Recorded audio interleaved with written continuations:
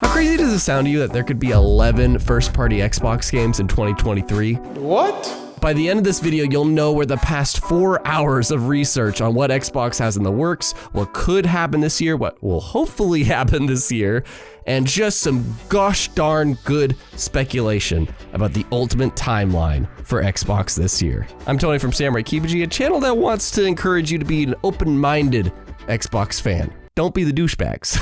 And speaking of open-minded, a lot of this is not confirmed, it's just a bit of research, some educated speculation. We're gonna focus on either Game Pass, because that is a big benefit of being on Xbox, or their first party studio releases. It's gonna be both of those, so let's jump into January. January is gonna be a kind of calm month for Xbox. JRPG fans are gonna be excited because Persona 3 and 4 are coming to Xbox Game Pass January 19th, and then Monster Hunter Rise is coming to Xbox for the first time, and it's gonna be on Game Pass too on January 20th. So that's gonna be cool, JRPG fans. But how about that first party stuff? Well, while Age of Empires is finally coming to Xbox for the first time with Age of Empires 2 Definitive Edition coming at the end of the month, which is pretty cool, Xbox is gonna announce their new event. They are going to have an event coming up in February to finally talk about their early half of the year. So that'll be very exciting to see Aaron Greenberg and Matt Booty and Phil and folks say. Because then we jump into February, a much busier month. In early February, we're going to have this Xbox event. I'm not sure what it'll be named or if it'll be inside Xbox rebranded. Who knows? We're going to see a trailer for Halo Infinite Season 3, which is going to be following up, having Forge and custom game browser and things that the community has built up. But we'll also get release dates and new looks for the games that we know are coming in the early half, like Minecraft Legends, Redfall, and Forza Motorsport. They're all going to get release dates in this Xbox Direct, if you will. But Starfield will be mysteriously missing, so we will get that release date later on. But the cool thing that's going to be at the show is finally our first look at Ark 2 gameplay, which is going to be an Xbox exclusive, so that's why I'm bringing it up. And it'll also be on Game Pass, but also a surprise look at Contraband, being developed by Avalanche Studios. And this is a game that's been in development ever since 2018, but it was revealed in 2021, I believe. So just know, by the time this show hits, it will be around 4 years since it's been in development, and we're gonna see our first look at it in this show. If we don't see it in this show, we'll be seeing it later on in June. We're also gonna get some console exclusive Game Pass launches like Party Animals, super stoked for that, and The Last Case of Benedict Fox. 2 low-key games I really hope are hitters. And also day one on Game Pass is Atomic Heart, coming out February 21st, AKA first-person BioShock platinum-looking game with super good graphics. And we're gonna end that month at the end of February with Minecraft Legends being released, the first actual first-party game, like new release coming from Xbox. It'll finally be a first-party release since Pentiment back in November. Then we hit March, which is gonna be a pretty calm month, I would say. More Game Pass benefits like Lightyear Frontier launching day one, a nice space farming sim game, Wolong Fallen Dynasty from the folks that made the Neo games day one on Game Pass, and Star Wars Jedi Survivor. And I'm bringing this one up even though it's a third party because it could be that it'll get a trial through EA Play, similar to how Battlefield 2042 got a trial. So another benefit of Game Pass, you probably get to try that out for like 5 or 10 hours, and I think get it on a discount. But in terms of first party, Halo Infinite's gonna be kicking off its Season 3 on March 7th at the beginning of the month, and this is to kick off the traditional season-long things. Instead of these 6 months and long seasons they had their first year, this is the kickoff to their seasonal stuff, and I know it's gonna be hard to trust them, but we're actually gonna see that this year for reasons I'll answer in the comments if you want me to answer that. And Ghostwire Tokyo, which had a year-long exclusive deal with PlayStation, but that is gonna be coming to Xbox and Game Pass from the folks over at Bethesda. I believe that is Tango Gameworks. Their game is gonna come to Game Pass and Xbox at the end of March. We're only a quarter into the year and we've already had 3 launches from Xbox first party, so let's see if we can hit that 10 or 11 area. April, you're gonna have a lovely month with Game Pass with not all these dates being confirmed, but hypothetically, Planet of Lana, lovely indie game coming to Game Pass day one, and it's a console exclusive. Cocoon from the gameplay designer of Inside and Limbo. Replaced also coming to Game Pass, which I'm willing to give a little bit of wiggle room, and Stalker 2, like you never know, because obviously they're in the Ukraine situation, so we'll just get those games when we get those games, of course. And Arc 2 being an April release as a day one Xbox exclusive for Game Pass. But first party in April would be Forza Motorsport. They said that they're gonna be entering polishing phase in 2023, which could mean that this could get pushed back later on in the year. But for now, I'm gonna be optimistic and hold true that they do intend to release this game in the spring, as they said. So for now, Forza Motorsport in late April 2023. But the boldest statement of this entire video, this might seem crazy, the Activision Blizzard King deal closes by the end of April. This very well could happen in May, but I think Xbox is really going to be trying to wrap up this deal as soon as possible. Yes, the FTC could be, causing it to last until 2024, but there's certain legal actions that they have to take in order to do that. So far, those have not been applied yet. And Xbox has a big case for that. Once they get past the FTC stuff, this should start flowing as planned. And Microsoft definitely wants this deal closed the sooner the better, before June, because, well, May's gonna end on a little bit of a confusing and bitter note. They're gonna build up to that though by still giving you another good month with Game Pass with Ravenlock, Flintlock, Lies of P, probably one of my most anticipated games of the year, or at least very curious to see how it does. It's basically Bloodborne 2, but Pinocchio. And the biggest indie game of the year, I would argue, Hollow Knight Silksong.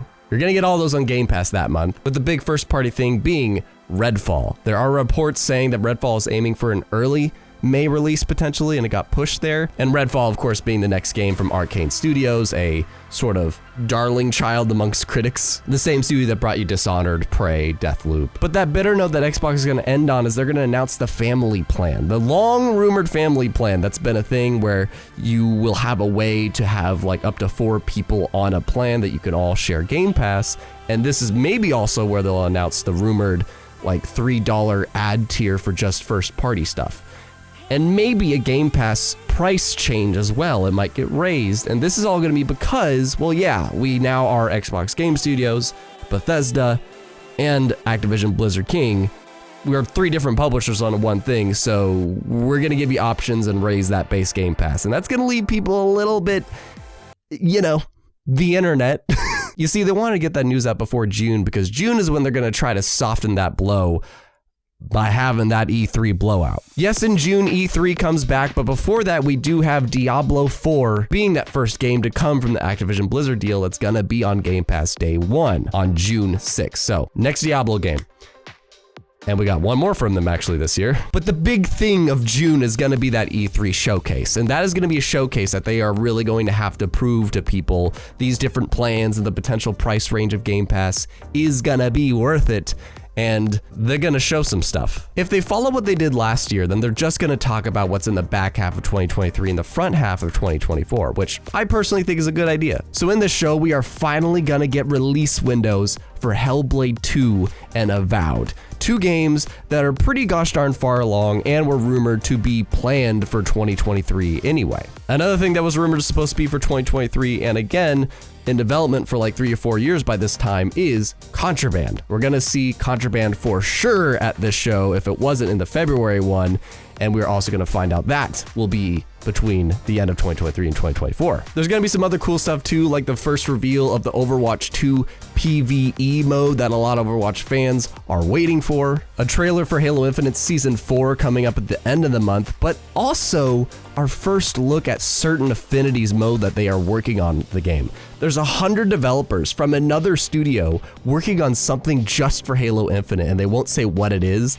This is gonna be that time that we see the reveal for that, and that's gonna be a teaser for Season 5 later on in the year. And I'm gonna just keep saying this every year, every wish list, you're always gonna hear this from me. They are finally gonna show that Banjo-Kazooie game. I need to throw in that personal touch here. Everything else is very researched. This is the only thing of this list that has no backing other than a couple leaks and rumors that I saw that people are saying, oh yeah, they just don't know when to release it or when it's gonna release. Banjo-Kazooie is being worked on by a partnered studio through Xbox Game Studios Publishing, similar to the same guys that brought you Ori, As Dusk Falls, Microsoft Flight Simulator, Battletoads. So those guys made a partnership with some studio to make a Banjo game, and it's going to be coming sometime in the year following this show. And I will be ripping my shirt off yet again. The big thing that this show is going to end on, though, is our first look at Fable gameplay. Fable has been in development for many, many years. It's just been taking a long time for Playground Games to get it going,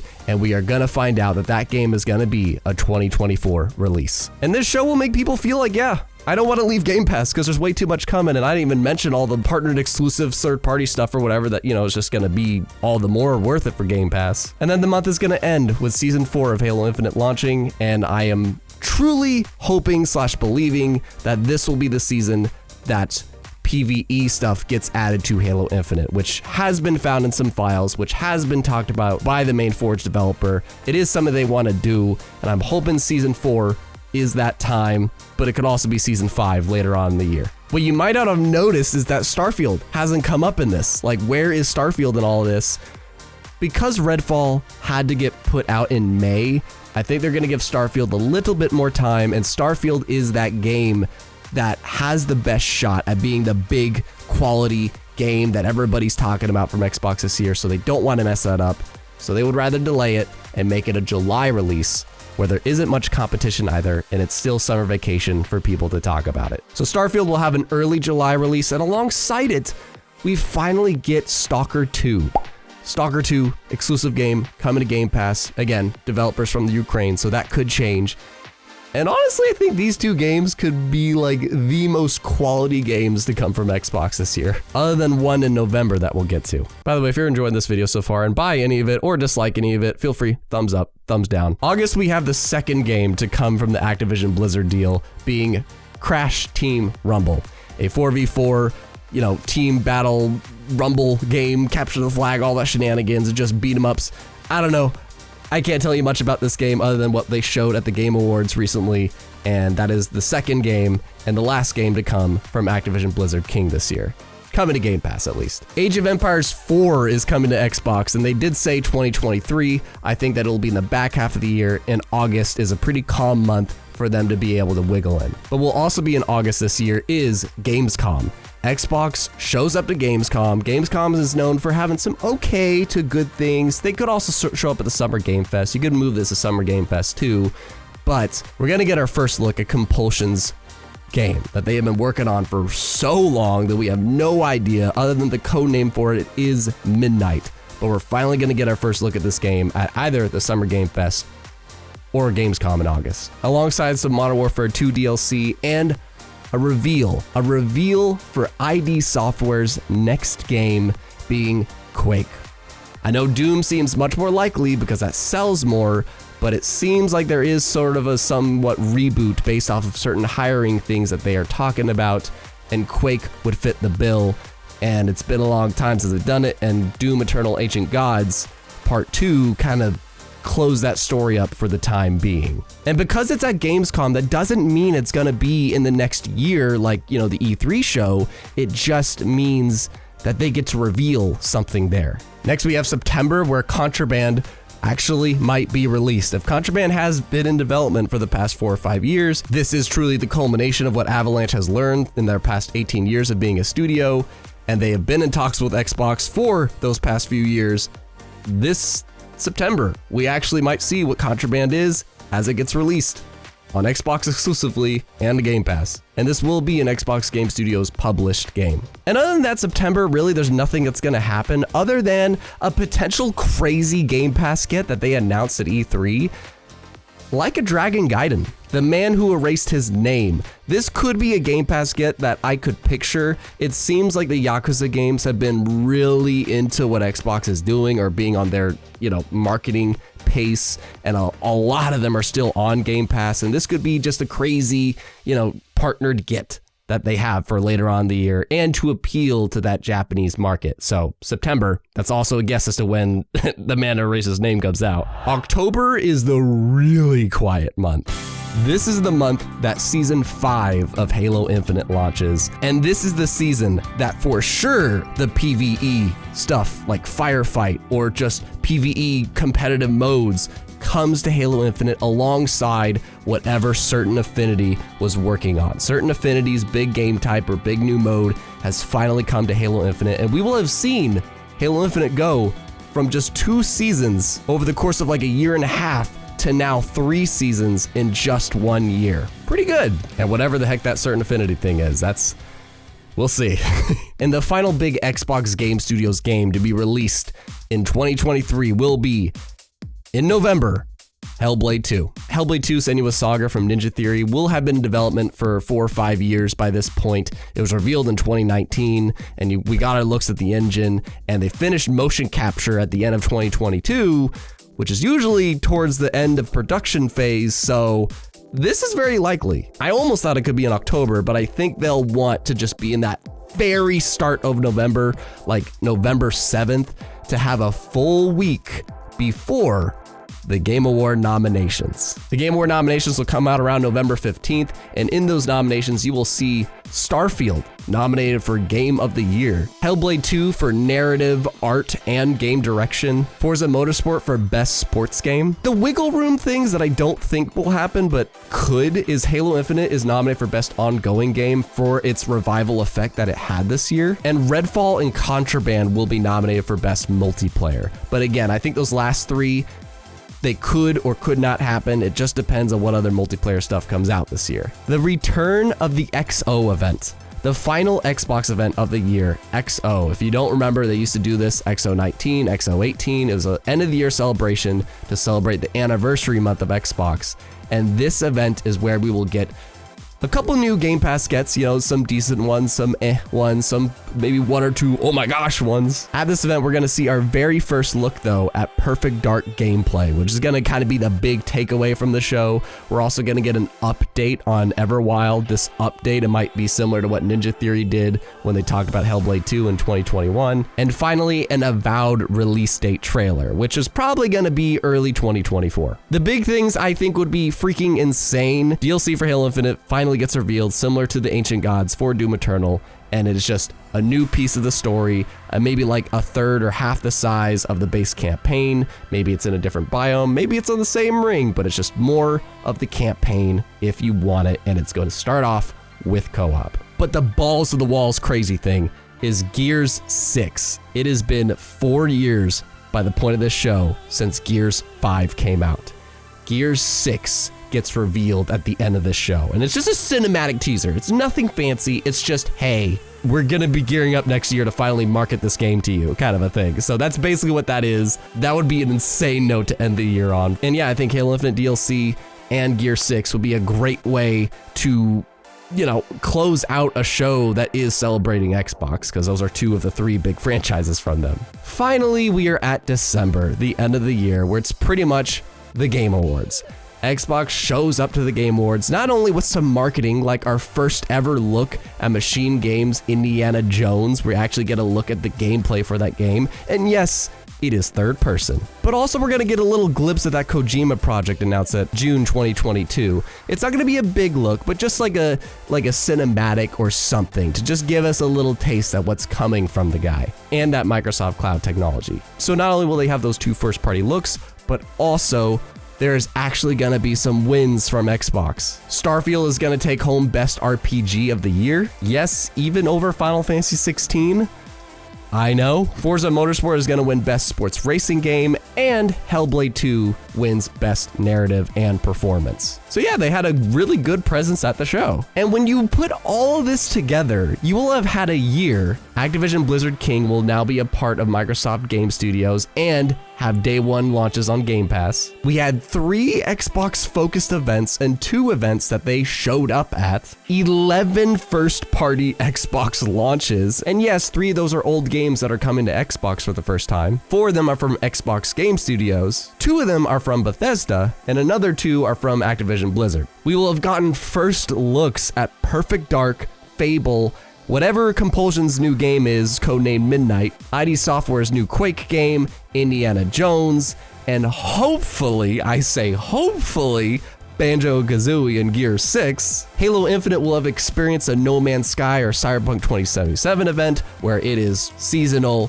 played, has loads of content, and DLC is coming, and Xbox published games are very present at the Game Awards, including one of them nominated for Game of the Year. When I did research, it seemed like a lot of it is absolutely possible. In fact, just kind of gosh darn likely. But of course, you are welcome to disagree, and if you'd rather have something else to talk about, then you can watch the video on screen. But let me know what you think about what Xbox's 2023 could have in store from us.